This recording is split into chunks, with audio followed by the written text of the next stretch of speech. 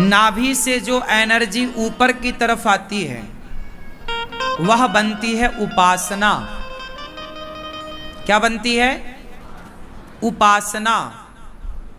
और जो एनर्जी नाभि से नीचे खिसक जाती है, चली जाती है, उसे कहते हैं वासना। एक होती है वासना, बोलो वासना। एक होती है उपासना।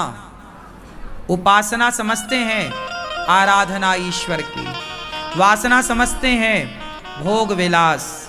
तो जो आपकी शक्ति एनर्जी वह आपके नाभि से नीचे चली गई तो वही है वासना, और वही शक्ति नाभि से ऊपर की तरफ आ गई वही है उपासना।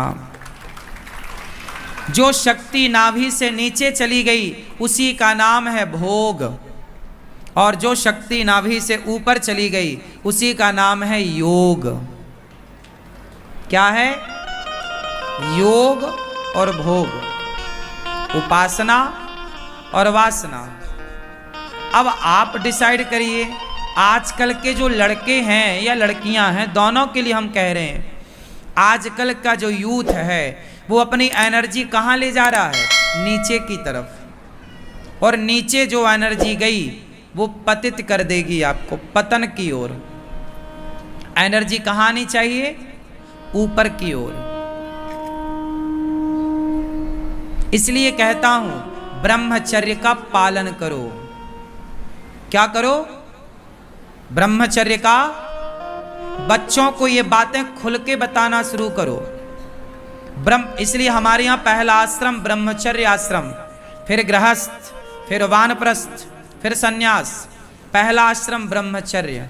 चाहे लड़की हो चाहे लड़का हो, तुम दोनों को ब्रह्मचर्य का पालन करना चाहिए। ब्रह्मचर्य मतलब अपनी इच्छाओं को कंट्रोल, अपनी वासना को कंट्रोल, अपने मन को कंट्रोल करो और अपनी शक्ति को नीचे जाने से रोको, ब्रेक लगाओ।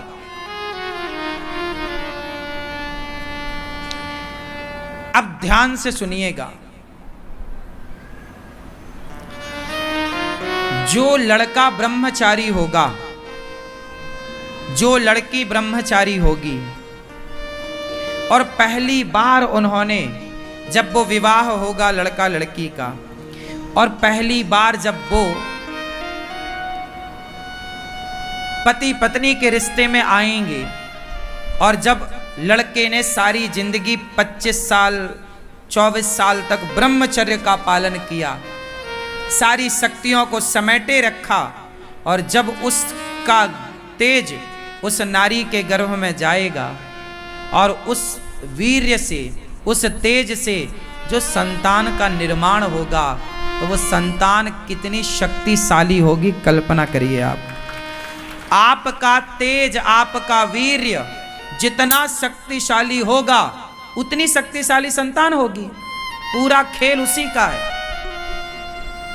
अब आप मानो या मेरी बात को बिल्कुल नकार दो, मुझे कोई प्रॉब्लम नहीं, खेल उसी का है। हाँ या ना? पूरा खेल उस ब्रह्मचर्य तेज का है। और आजकल के लोग अपने ब्रह्मचर्य को संभाल ही नहीं पा रहे हैं। जरूरत से ज्यादा भोगी और विलासी हो गए। शारीरिक जरा सा सुख पाने के लिए अपनी शक्ति को पानी की तरह बहा रहे हैं। समय के पहले बुढ़ा हो जाना, समय के पहले अंधा हो जाना, समय के पहले सांसों का फूल जाना, क्या है ये?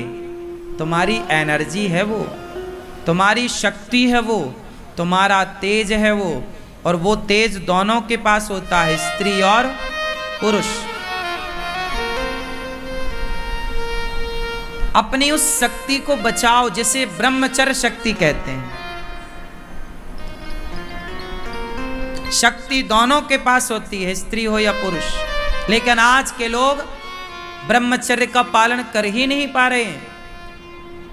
18-18 साल के लड़के लड़कियां लिव इन में रह रहे हैं, देख लो बाजार में। सबकी एक गर्लफ्रेंड बॉयफ्रेंड है, काहे के लिए है?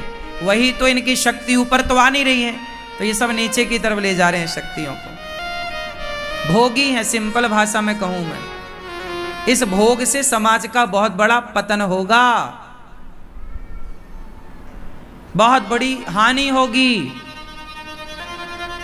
ब्रह्मचर्य का पालन होगा, और वो ब्रह्मचर्य का पालन करके आप 2 साल, देखो लड़के तो होते हैं ना, शादी होती है उसके पहले तो वो ब्रह्मचारी होते हैं, लड़कियां शादी के पहले तक तो ब्रह्मचारी हैं। अब 25 साल की लड़की है, 25 साल का लड़का है, अब 25 साल तक इन्होंने बिल्कुल अपने शक्ति को संभाल के रखा, अपने मन को काबू में रखा, और जब ये पति पत्नी के रिलेशन में जाएंगे और इनकी जो संतान होगी मेधावी होगी, बुद्धिमान, आज के लड़के कैसे हैं, बुद्धिहीन, पैदा होती चश्मा लग रहा है, काहे लग रहा है, तुम्हारा वीर्य कमजोर था इसीलिए संतान कमजोर हुई है। तुम्हारा तेज मजबूत होता, ब्रह्मचारी तुम होते, तब संतान तुम्हारी स्ट्रांग होती, मजबूत होती। अब आप समझते नहीं हैं,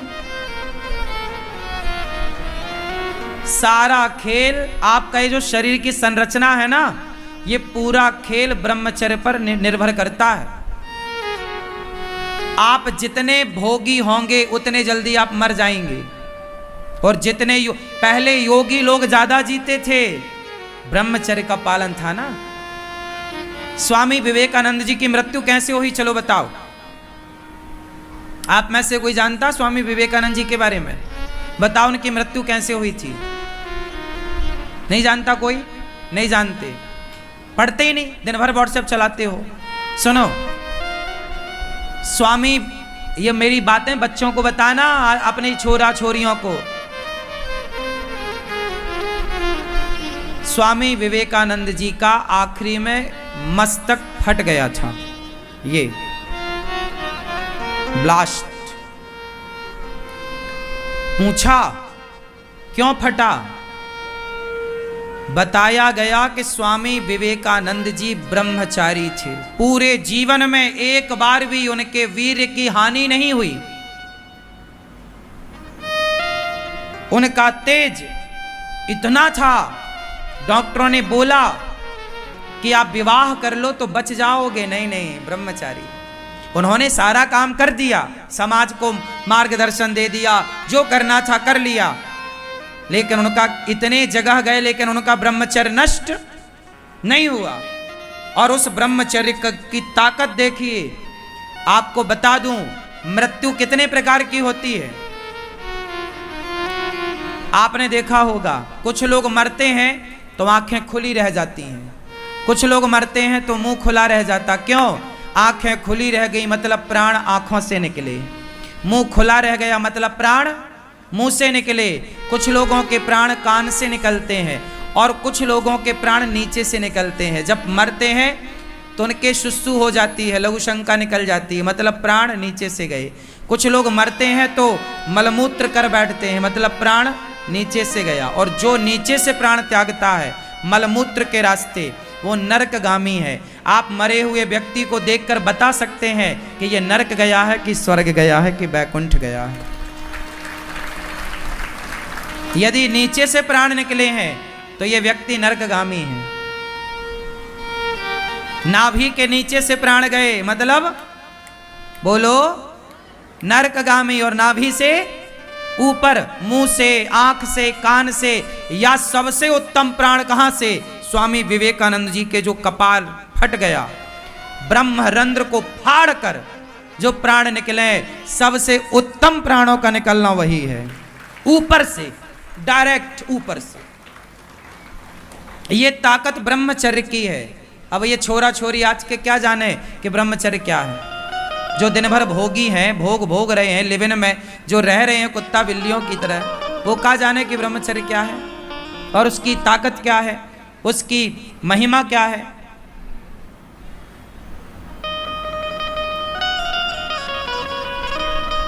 जैसा बीज बोया जाएगा फसल वैसी होगी।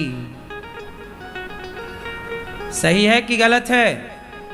इसलिए पुरुष अपने ब्रह्मचर्य को बचाए, भोगी ना बनो। तुम्हारे भोगी बन जाने से 2 मिनट के मजे के लिए तुम्हारा जो शक्ति एनर्जी पानी की तरह जो बह रही है, उससे तुम्हारी संतान अंधी लंगड़ी बहरी होगी और बुद्धिहीन होगी, और तुम चरित्रवान पहले ही हो गए, तो तुम चरित्रहीनों के वीर से कोई चरित्रवान संतान का जन्म ना होगा। जैसा बीज होगा वैसे ही फसल होगी।